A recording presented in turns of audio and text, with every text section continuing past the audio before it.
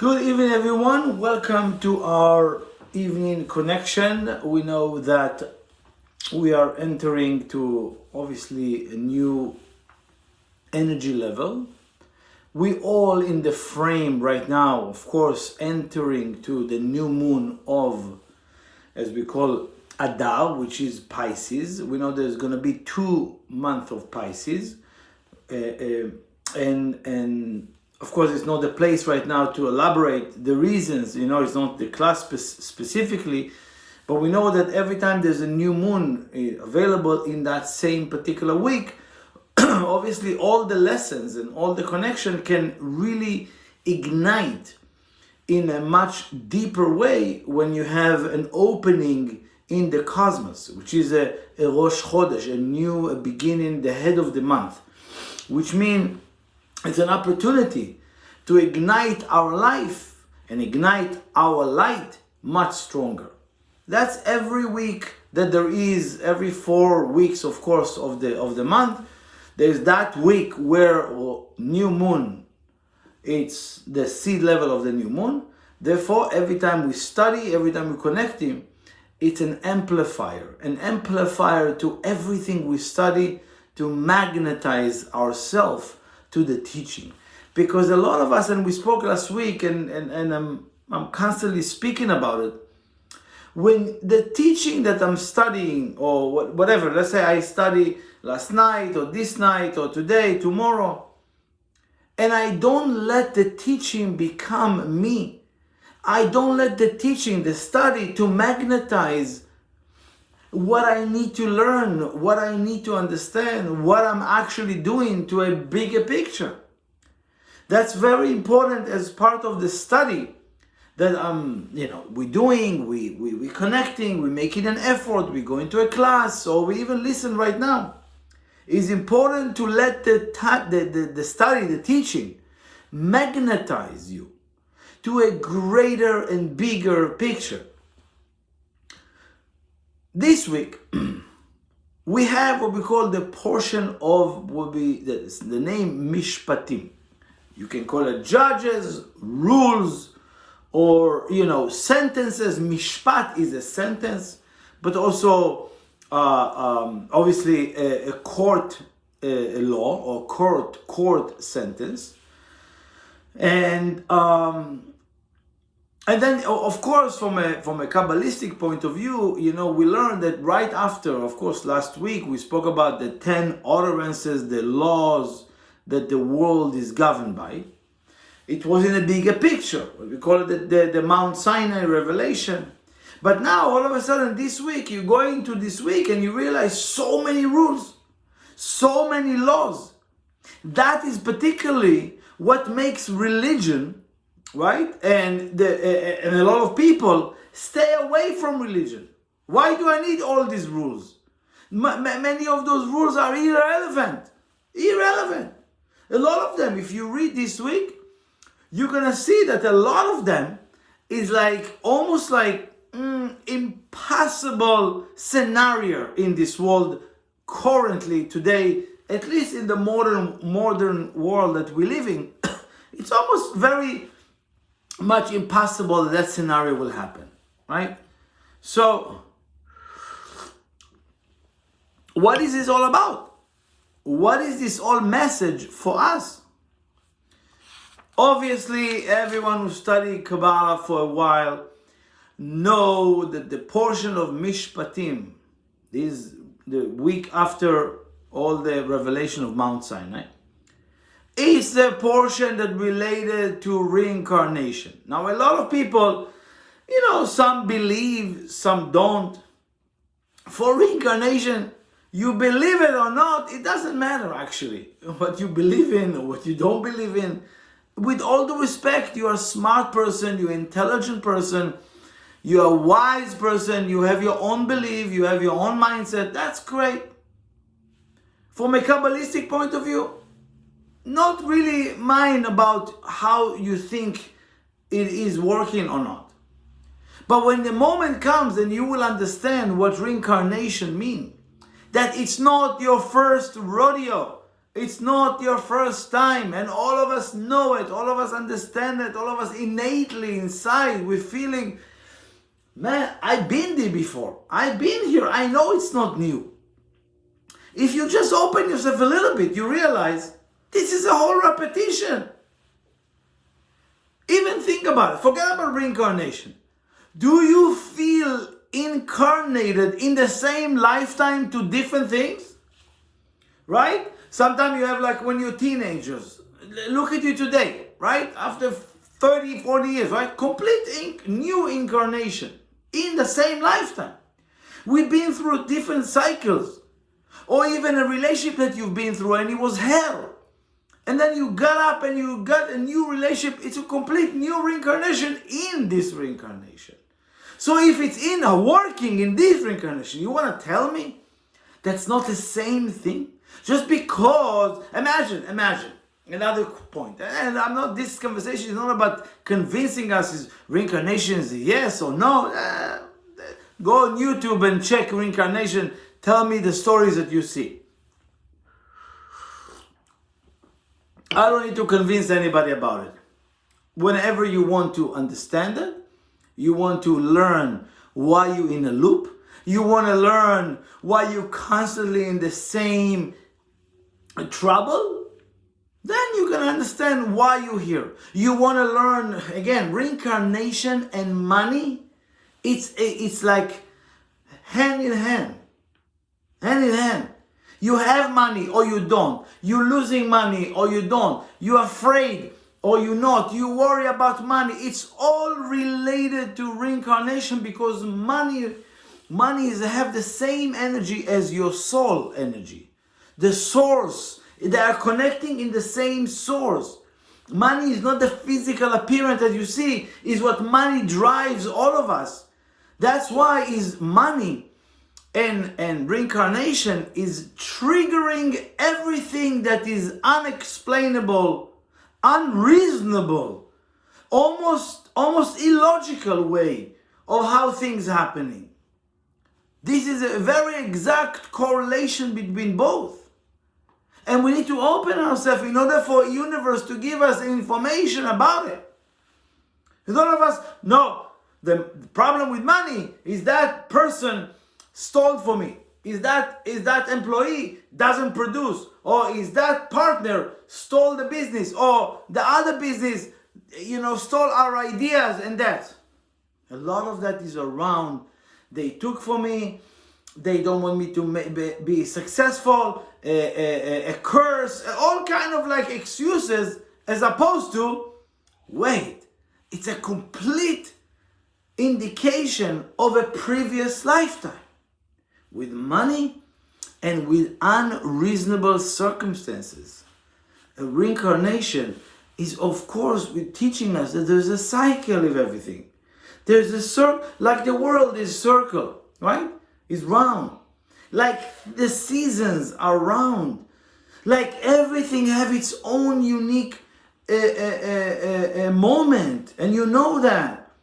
Like the farmer know exactly where and when to plant the seed in the year, in the cycle of the year.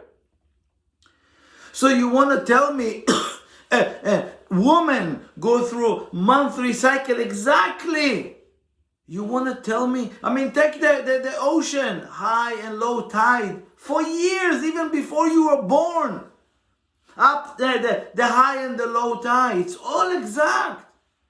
Everything is so exact. The fact that you are in, imagine, another idea. Imagine that you and I are very good friends, right? Forget about us. We don't want to put it out there this way, right? But you have friends.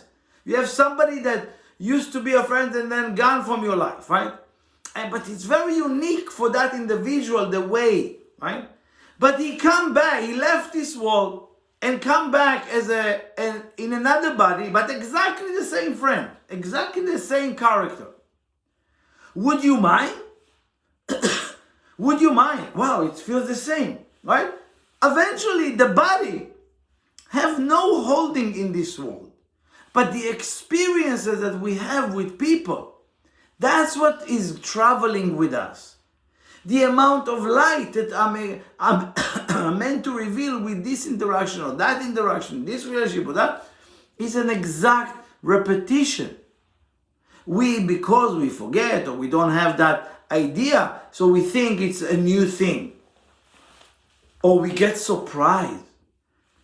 This week, Ele HaMishpatim. These are the rules, these are the laws, but these are the sentences.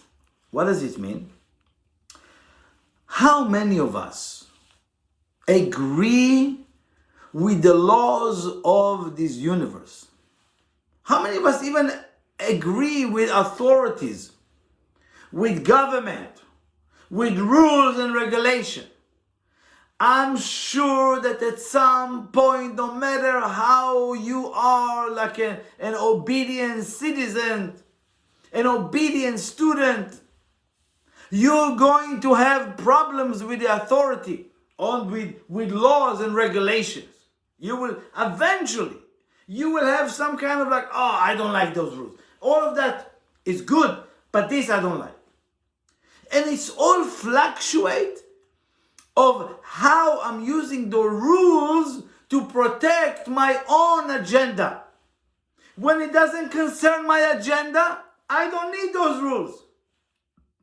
When it serves my selfishness, I don't need those rules. But when I have a fight with my relationship or a partner, oh, I hide behind the rules. But the rule says, yeah, but when it doesn't serve you, all of a sudden you're changing the rules or you don't agree that there are rules. Think about it. Imagine life. Before all population exists, two people get a field, an open field. And you say, okay, I'm going to build my house over there. I'm going to build my house over there. Okay, great. We all agree.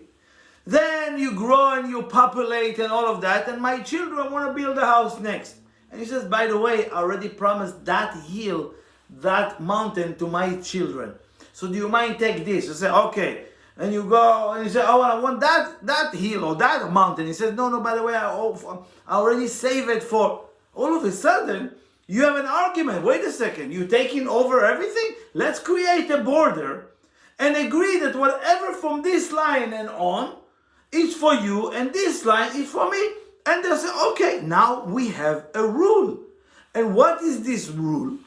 That rule meant to protect us and to make sure that we're not going to be in war, because it's clearly that this is my land and this is your land. Right? Now, I know if I cross that imaginary border in the beginning, right? So I know I can't build it, and I give an authority to my neighbor to say, okay, I'm destroying your home over here because you crossed the line. Because there was a rule in place, and we all agree on that. The same like people coming up with physical laws and physical borders, like driving. Do you think all the laws of transportation, driving, right? All the laws of the driving in the street, right? Who came up with that? It's us came up with in a way of a way that we will protect each other. It's not rules and laws to prevent from anyone to come in or from anyone to drive. No, it's a law that allow everyone to drive, everyone to transport themselves from one thing to another with respect to the other people. That's what rules is about. The same thing in reincarnation. The fact that you don't see the rules doesn't mean they don't exist. The fact that you think you can disobey the laws of this universe, it's a joke, but people still think that they can, cheat the system. Okay, go ahead, try.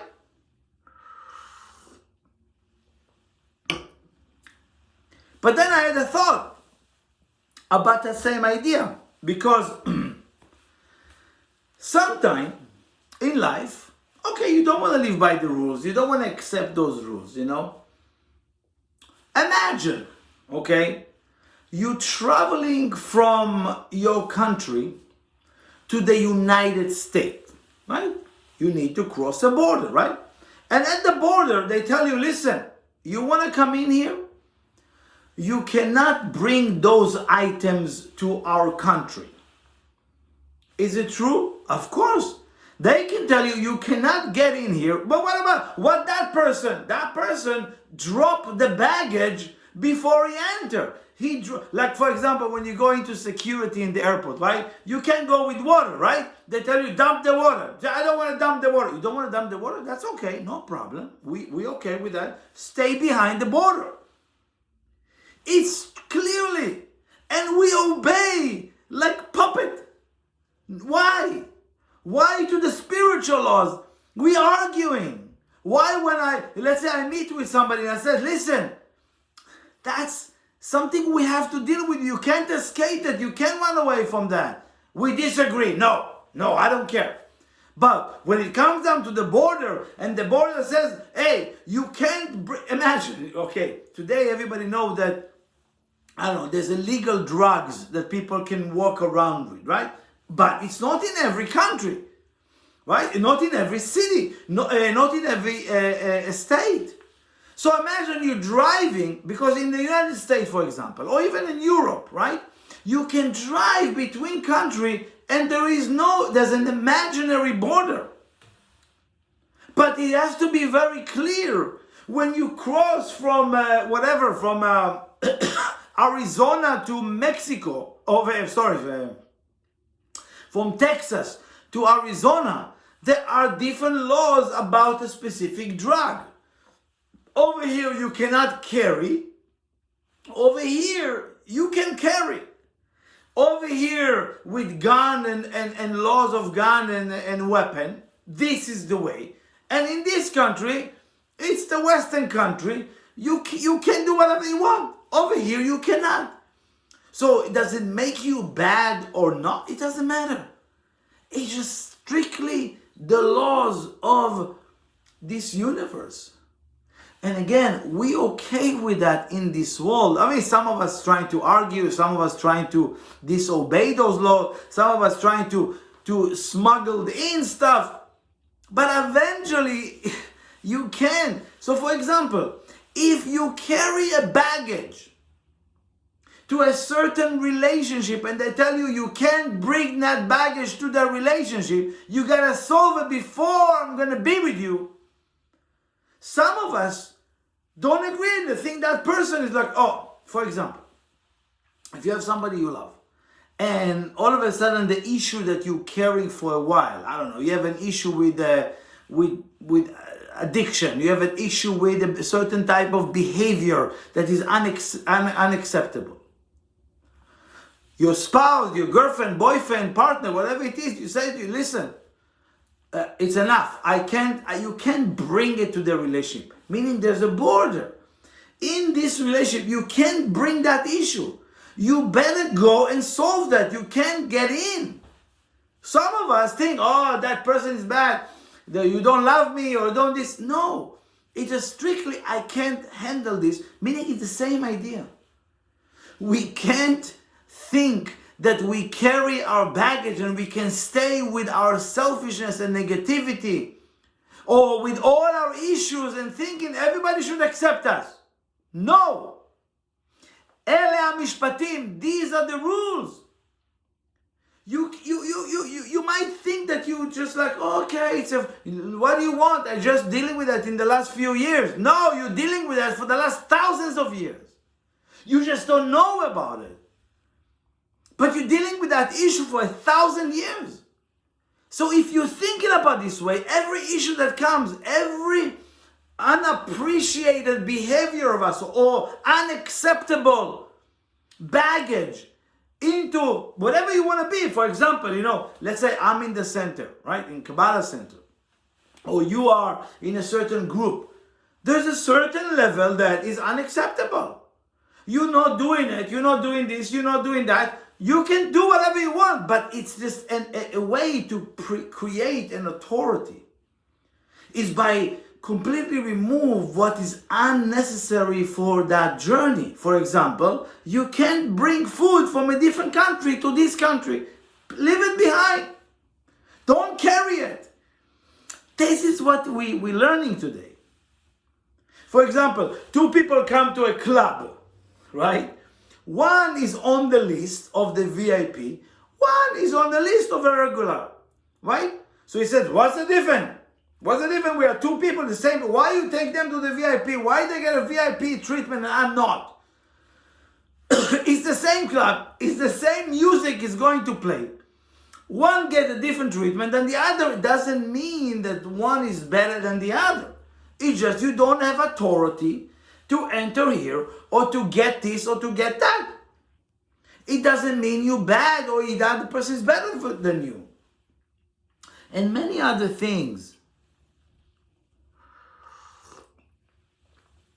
Many other things that we need to learn.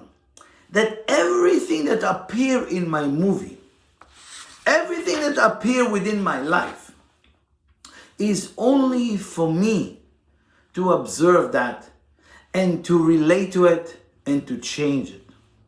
So obviously, I'm gonna give you a system that I'm probably every year is gonna give it to you. Every year I wanna have that clarity.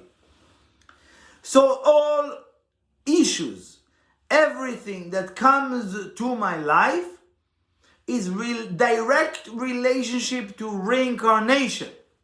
Money issues specifically is reincarnation. What do I see today? I need to tell myself it's not new. Nothing is new. Why is it in my life? For what reason it appears in my life? It's not revealed. But if I don't see the reason, I need to know it's already the effect. It appears already. I don't want to deal with the effect. I want to deal with the cause of that. So what do I need to do? Step number one. Remember, this is the Kabbalistic method for thousands of years. Do not respond. Do not react. What I'm dealing right now, it's with the effect. And I'm not becoming an effect by responding to an effect. Let me deal with the cause. So I'm experiencing a result of thousands of years ago right now. It's appeared. If I'm reactive to that, I put it down. It's going to appear again in a different lifetime. Or if you're lucky enough, the next day. Second is let go of solving it. Let go of any desire to answer, to defend, to respond to them. But I can't respond to you, right? Oh, well, you can come after me and do this and I'm not going to respond. If you understand that, you're going to quiet down. Create a space within you. So you can choose. A different mindset, a different understanding, a different point of view that's related to something majorly that appear in your life. It can be small, but it's major because it comes from a previous lifetime. And third is, how do I act as a result? Am I owning the situation? Am I taking responsibility? Or I'm taking it, I behave like shut down, avoid, blame, complain. Meaning I don't take responsibility, I don't want to change, I don't want to overcome reincarnation, and I'm interested in staying in a loop, right? Hell, loop. I hope that's clear, because this point, it's very, very important that we will eventually, gradually, will realize that everything is so connected in a cycle of thousands of years. Thousands of years. One more point that I spoke about in the past, but as we grow spiritually, it's important to put the nuance or to put the emphasis on what's important. A lot of us are sometimes focusing on what is I should do and what I shouldn't do. Do, shouldn't do, shouldn't do, right? But even if the thing that you do or the thing that you shouldn't do need to have consciousness, need to have a middle ground. There's always in Kabbalah, we learn about 3-column system. So in one hand, we learn in this week that in teaching us the Kabbalists, there is actions that we are doing that are positive, good deed that we do. There are also violations that we do, right? Negative behavior. I'm sure that if you mature enough or if you listen to this class, you're probably aware that sometimes you do good things, sometimes you do bad things. So we know we have what we call mitzvah, which is good deed. We have avera, which is violation, spiritual violation. And there is what we call reshut. Reshut is obviously authority, but I would like to put it in a way of empty space, empty place, right? That empty place, again, it's not empty, but it's a place where light needs to be revealed.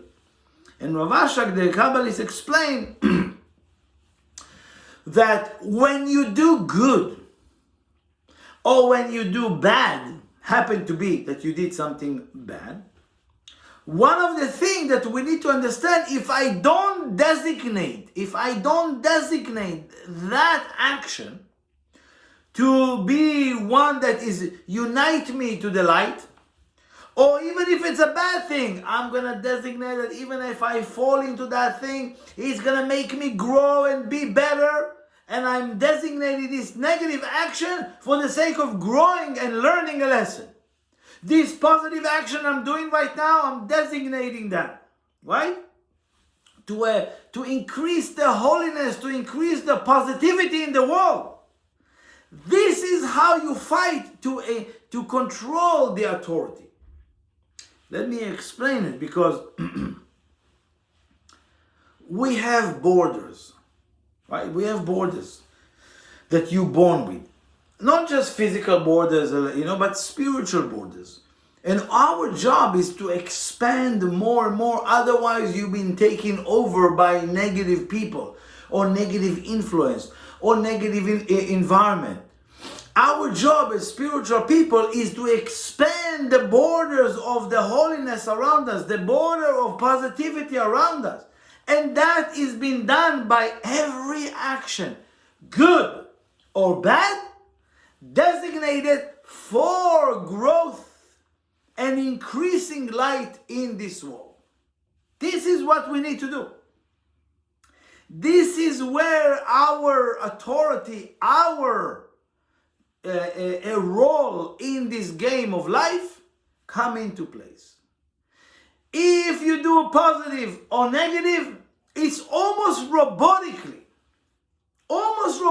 you meant to do that positive thing. You meant to do that negative thing.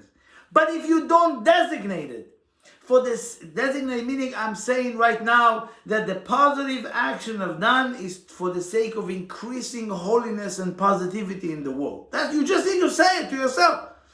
Second thing is, I did something bad. A lot of people, when they did something bad and they realize that, they start putting themselves down and like, oh, so bad, and then they, whatever, hide or whatever it is that they're suppressing it and then moving on. Every negative thing that you experience, it meant to teach you something. So designate it. And again, I'm not saying that you need to choose to do something negative for the sake, right? But if it happened to be that I violate something, wow, great. A lot of people, somebody complained about me, I did something, right? I said, great, that's great. I'm going to learn from that. I'm going to grow from that. Do I need to keep doing it in order to grow? No, but I'm designating that moment for growth, transformation, and expanding the borders of the light. Because every negative behavior that you catch yourself and you transform from that, you eliminating maybe few lifetimes that you're struggling with that. So again, what is the fight?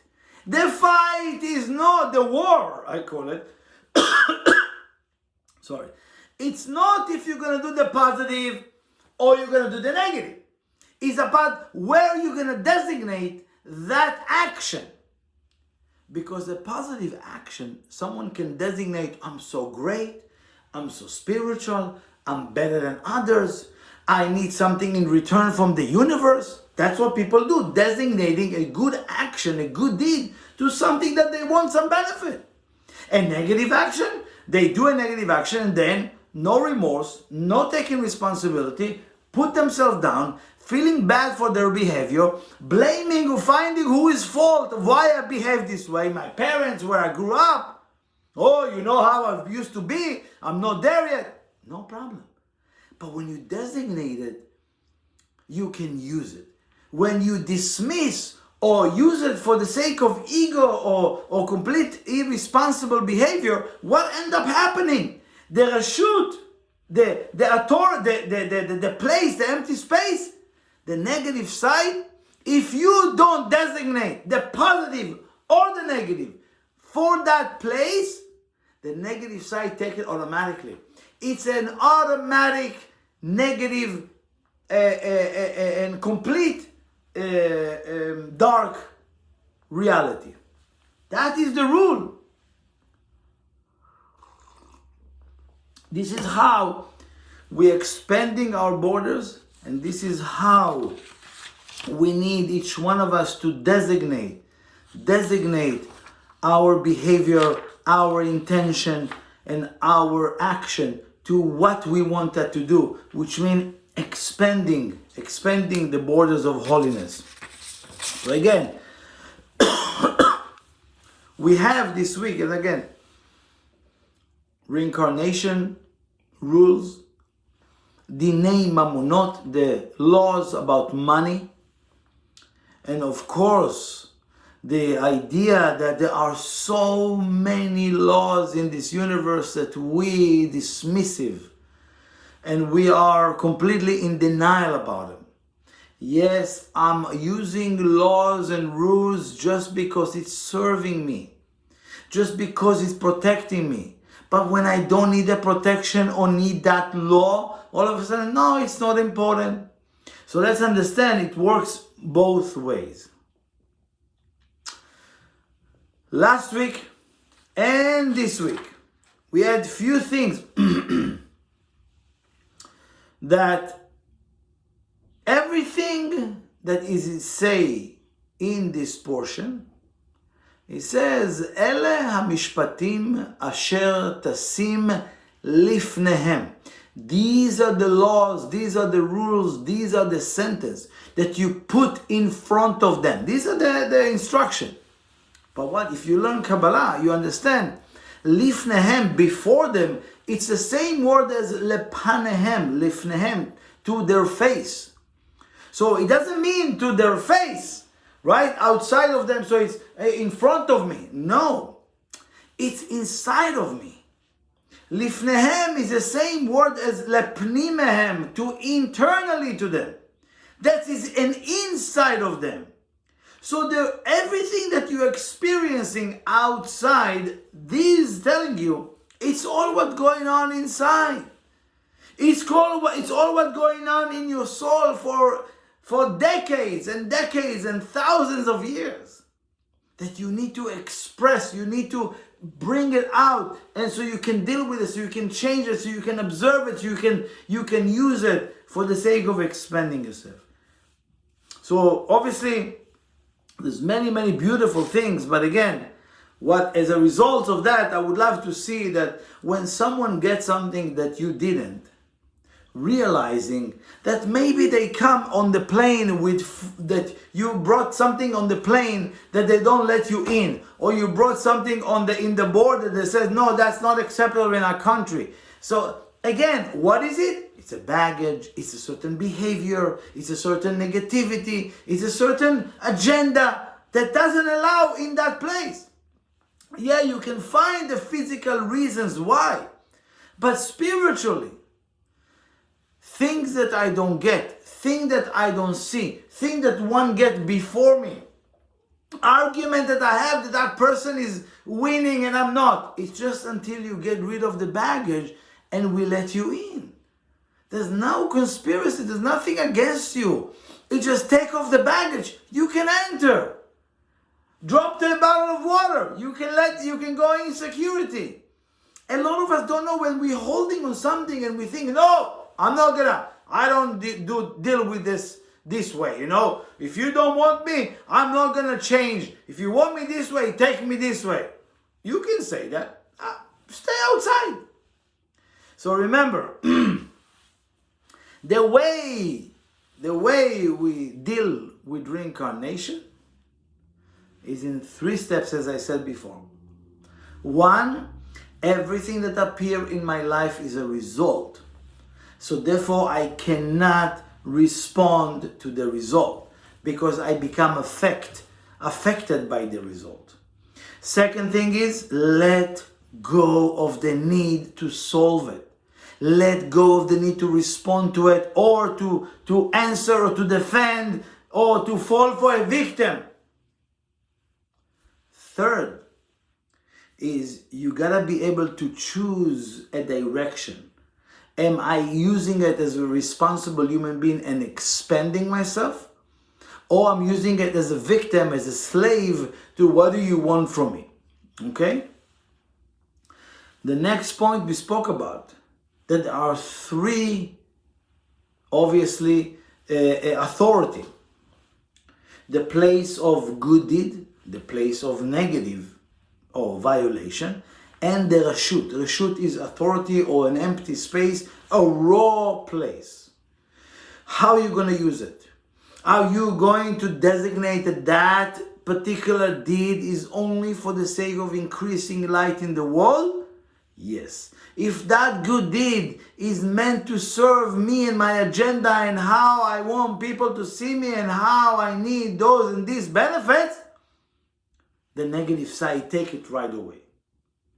If I went through a negative behavior and I caught myself, wow, I can't believe I violate that spiritual law, I can choose.